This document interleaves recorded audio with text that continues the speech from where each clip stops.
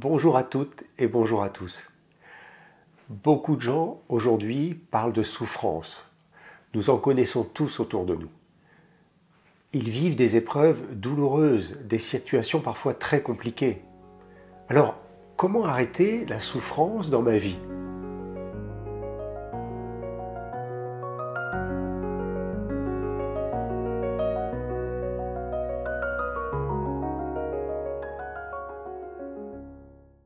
Pendant mes consultations, beaucoup de mes patients m'expliquent leur douleur et ils me décrivent comment leur maladie a commencé. On écrit une anamnèse, on fait un résumé. Alors ils me parlent forcément de toute leur histoire de vie. Presque toujours, la cause de leur maladie est bien sûr la souffrance dans leur histoire de vie. Ma vie est très compliquée, vous savez, j'ai beaucoup souffert depuis mon enfance. Ou alors ma vie est déjà très jeune, c'était l'enfer. Et j'ai aussi parfois, j'en peux plus, je suis au bout de ma vie. Bref, comment avoir un état d'être épanoui quand déjà au commencement, la vie est souffrance ? Se rajoute à cela aujourd'hui un contexte, vous l'avez remarqué, économique, social, politique qui est devenu très compliqué pour beaucoup de populations au niveau de la planète entière. Tout devient très difficilement supportable. Alors, que se passe-t-il sur Terre ? Notre humanité va-t-elle droit dans le mur ?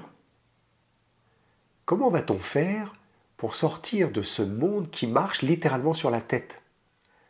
Plus rien n'est stable. Nous avons perdu tous nos repères. En fait, tout est fait en dépit du bon sens. Tout s'écroule, tout est bouleversement. On n'a jamais vu un truc pareil. Vous êtes d'accord ? Plus rien ne tourne rond. On voit tellement de chaos et tellement de souffrance aujourd'hui. Rappelez-vous, lorsque je ne comprends pas ce qui m'arrive, que je suis noyé dans mon problème, eh bien comme d'habitude, je vous en ai déjà parlé, pour y voir plus clair, il faut prendre de la hauteur, il faut prendre la place de l'observateur, plutôt que de rester dans la place de l'acteur. En prenant de la hauteur, j'aurai un meilleur angle de vue et donc la situation compliquée deviendra forcément plus claire, c'est évident. Prendre de la hauteur signifie devenir l'observateur, mais cela induit qu'il faut cesser de penser, de réfléchir, de conscientiser, de vouloir discuter avec la situation. L'observateur, lui, est toujours silencieux, il se tait. Il ne tombe pas dans le mental pour intellectualiser, analyser, chercher des causes ou des solutions. Il est toujours silencieux, sans jugement, sans critique. Il observe, c'est son nom, il observe juste ce qui est. Je monte en montgolfière, vous imaginez, et puis vous observez de plus haut. Et plus vous montez, plus la situation devient petite et simple. Plus je monte en altitude, plus je vois large, sans besoin d'interprétation. Dans cet espace, je regarde sans parler, sans penser, sans imaginer quoi que ce soit. Je suis devant un film, une situation se produit sous mes yeux, et je la regarde comme au cinéma, comme si vous étiez au cinéma. Mais si le film est très bien fait, alors vous allez facilement, bien sûr, vous faire embarquer et tomber dans le film. C'est le but de tous les scénaristes. Mais lorsqu'il s'agit d'une situation de vie compliquée, eh bien, on doit rester vigilant à cela, stable, solide. Vous restez à la place du spectateur, focus. Je regarde, mais je ne tombe pas dans le scénario. Ok, c'est un très grand désordre sur Terre en ce moment, et je le vois, mais je reste stable dans mes émotions. À ma place, calme, serein, je ne prends pas cela pour moi, je n'y réagis même pas émotionnellement, je ne prends pas parti. C'est très difficile, bien sûr, je ne juge pas en termes de c'est bien, c'est mal, c'est heureux, c'est malheureux. Non. Encore une fois, ma vision sera différente de celle de mon voisin, de celle de ma famille, de celle de mes amis. Dans la même situation, eh bien chacun va la voir différemment. Il y a plusieurs vérités. Par contre, si je suis conscient que la situation me paraît désagréable pour moi, alors comment puis-je éviter cela ? Que dois-je mettre en place pour éviter cette turbulence et m'éviter de souffrir par la même occasion ? Comment faire pour arrêter la souffrance de cette situation ? Eh bien, il faut observer pour qui la souffrance apparaît. Je répète, si je veux définitivement cesser de souffrir dans ma vie, je dois en tout premier, avant toute chose, prendre la place de l'observateur, et de cet espace, j'observe pour qui la souffrance fait son apparition. Peut-être que ce que je dis là vous semble un peu compliqué, mais prenez le temps nécessaire pour écouter cela. La souffrance commence exactement au moment où je dis « je ». Je souffre. Je ressens de la douleur. Je suis en colère. Je suis blessé. Je suis malheureux. Encore une fois, qui est ce « je » ? Si vous êtes persuadé que c'est vous qui vivez la situation douloureuse, bien sûr, vous ressentez de la douleur. Mais si je vous demande qui est ce « je », vous allez réfléchir avec votre mental et me répondre « Eh bien c'est moi là, je suis la jeune fiancée qui vient de se faire larguer par mon copain, je suis la victime ». Si vous pensez « je suis la jeune fiancée ou la victime », alors vous imprimez dans votre mémoire mentale le rôle de ce personnage et donc vous y croyez. C'est ce qu'on appelle s'identifier au personnage. En réalité, mais vous n'êtes pas ce personnage. Vous n'êtes pas ce personnage. Vous venez de vivre ce scénario, vous venez de jouer en live le rôle de la jeune fille larguée, et vous y avez cru, vous y êtes attaché à ce rôle. Ce lien se rompt alors que vous ne souhaitez pas cela. Il vous largue. Comment empêcher cela ? Vous ne pouvez pas forcer ce garçon à vivre avec vous, même s'il ne le désire pas. Vous ne pouvez pas. Vous souffrez de cette rupture, vous êtes dans le rôle de l'actrice. Et pour ne plus souffrir, pour faire cesser cette souffrance, eh bien, il va falloir monter, prendre de la hauteur, observer de plus haut à la place de l'observateur. Et là, pas de jugement, pas d'analyse critique, pas de prise de tête. Je ne cherche pas à savoir pourquoi, comment, qu'est-ce qu'il a fait, qu'est-ce qu'il a vu, il a une autre copine. Non, vous n'aurez jamais de réponse. Parce qu'en fait, il en existe des centaines. C'est juste incroyable. Juste observer pour qui la souffrance existe maintenant. Pour qui ? La souffrance est en vous. Alors si la souffrance est en vous, la réponse l'est aussi. Le problème est que nous sommes convaincus que nous sommes celui ou celle qui souffre, mais sans percevoir véritablement qui souffre. Est-ce l'acteur qui souffre ou plutôt l'observateur qui souffre, d'après vous ? C'est le personnage ou c'est celui qui perçoit le scénario de vie du personnage ? La souffrance apparaît-elle pour celui ou celle à qui je me suis identifié ? Ou à qui je me suis attaché, ou pour l'être conscient qui perçoit cela, mais qui reste en tant que conscience non identifiée, stable, observatrice de tout cela. Bien sûr, vous allez me dire, donc dans la vie, on ne doit s'attacher à rien, rien de matériel, ni même à nos animaux domestiques ou à nos enfants.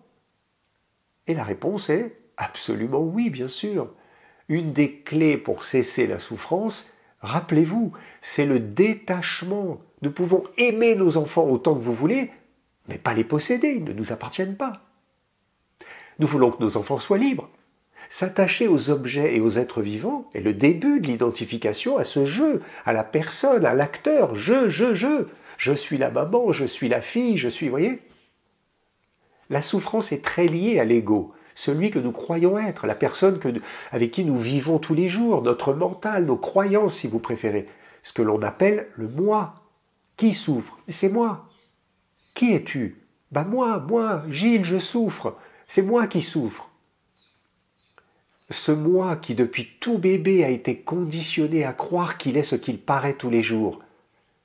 Mais lorsque je suis conscient de cela, alors je sais que je me situe derrière le sentiment de moi. Je perçois clairement que je ne suis pas réellement ce moi.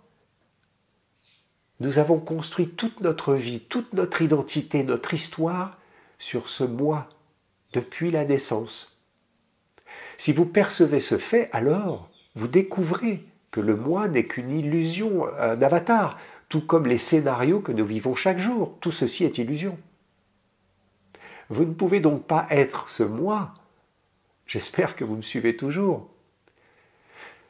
Si j'accepte tout ce que l'on me dit et tout ce que l'on m'explique sur moi, je suis comme ça, tu es gentil, tu es méchant, tu es beau, tu es fort, depuis l'enfance, je vais engrammer tout ça en moi, et que je ne remets jamais en question cela, alors je crois que je suis cette personne. Avec tous les aléas de la vie que j'ai traversés, donc les expériences, tout ceci va compléter le personnage, et je ne me pose aucune question. Et puis un jour, je m'arrête, et je me demande si ma vie est vraiment celle que j'ai toujours voulu. Je m'interroge sur la personne que je suis devenue.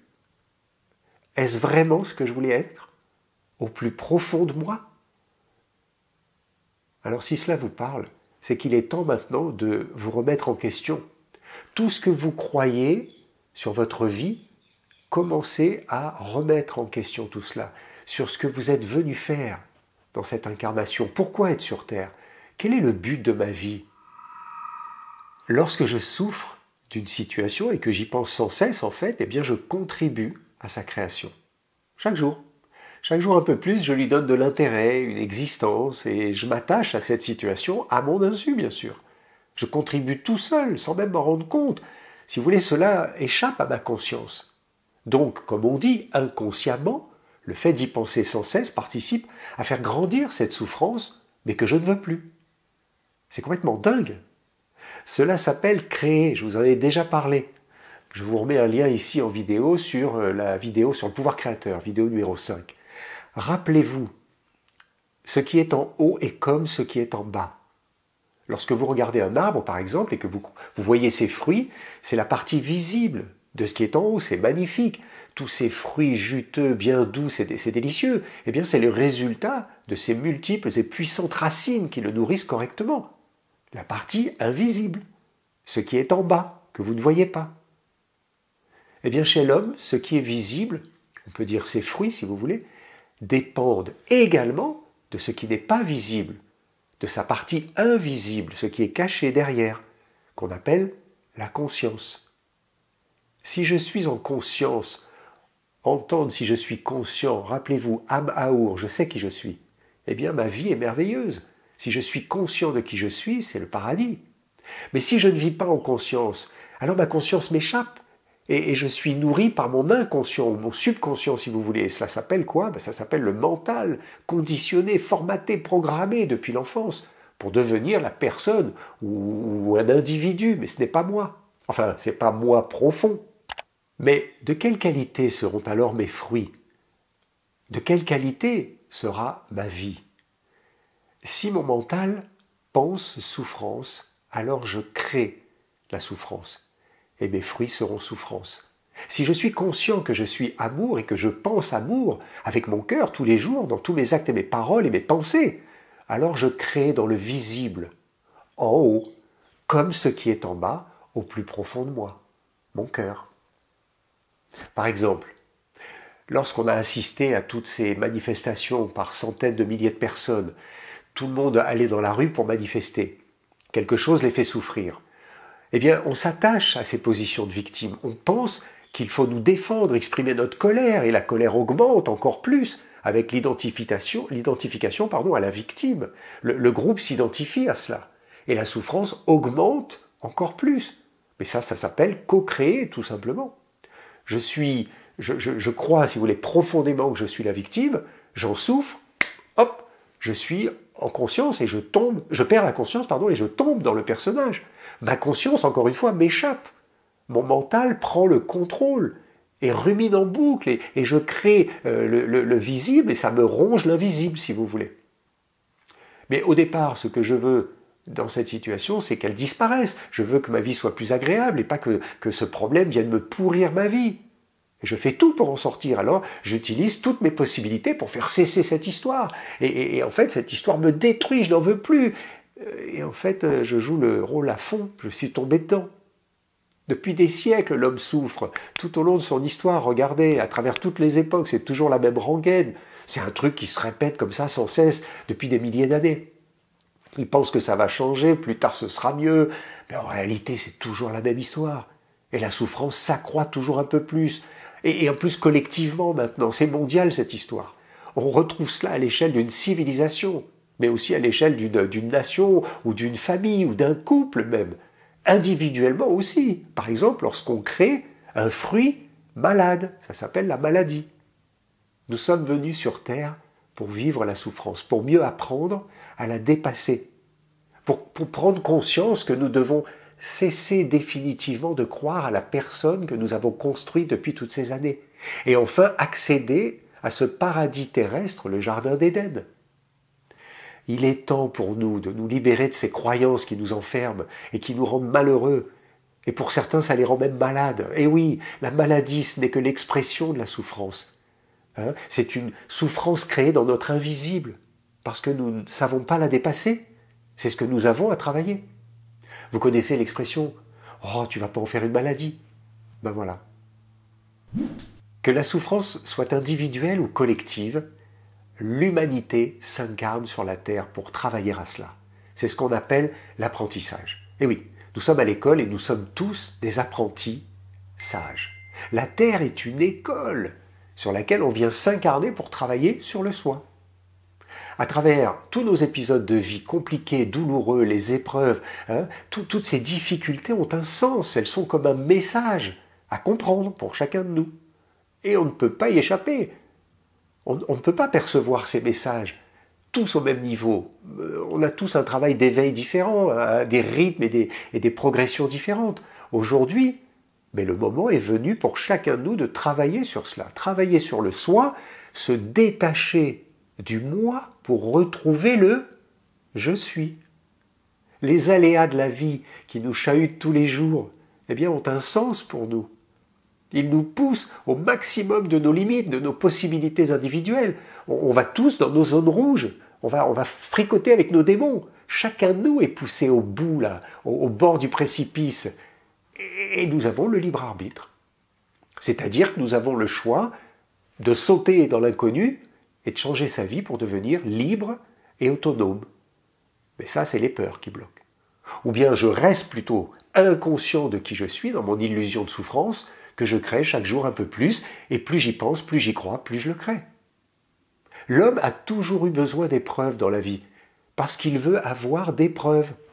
C'est ça.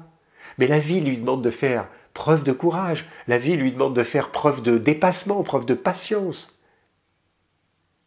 Lâcher ses peurs. On nous demande de lâcher nos croyances limitantes, de nous détacher complètement de la matière comme de l'affect, qu'il soit physique ou moral.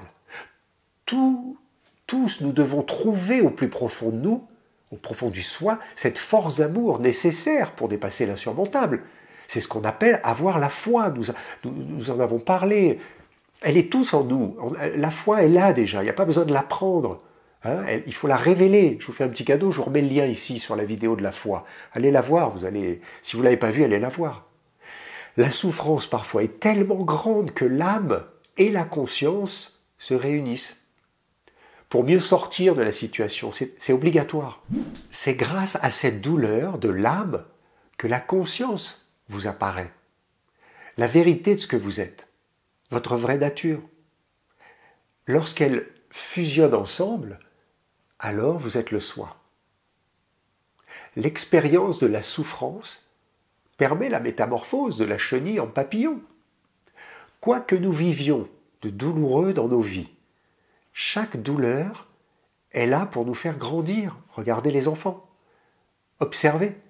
Alors, par grandir, c'est pas grandir en taille, c'est une grandeur d'âme. Grandir notre force intérieure, notre foi en nous, en la vie. Je vous rappelle que nous sommes la vie. C'est cela la quête sur Terre, mes amis. Acceptons le chemin avec toutes ses difficultés et gardons, coûte que coûte, la foi en nous pour dépasser l'insurmontable. Transmuter de l'état humain terrien à l'état divin christique du nouvel homme à venir, le nouvel homme pour le nouveau monde. Et il arrive, c'est maintenant. Rappelez-vous, soyez le plus possible l'observateur plutôt que l'acteur. Écoutez toujours la voix du cœur, la petite voix, plutôt que celle de votre mental, la grosse, celle qui ne s'arrête jamais de parler. Décidez toujours en votre âme et conscience et soyez la force de vie, cette énergie d'amour la plus puissante et la plus haute et la plus belle de tout l'univers. Soyez toujours alignés entre l'être divin que vous êtes et la connexion à la source, dans vos pensées, dans vos actes, dans vos paroles, tous les jours. Soyez attentifs à cela chaque jour. Soyez conscients de cela chaque jour. Soyez heureux. À bientôt.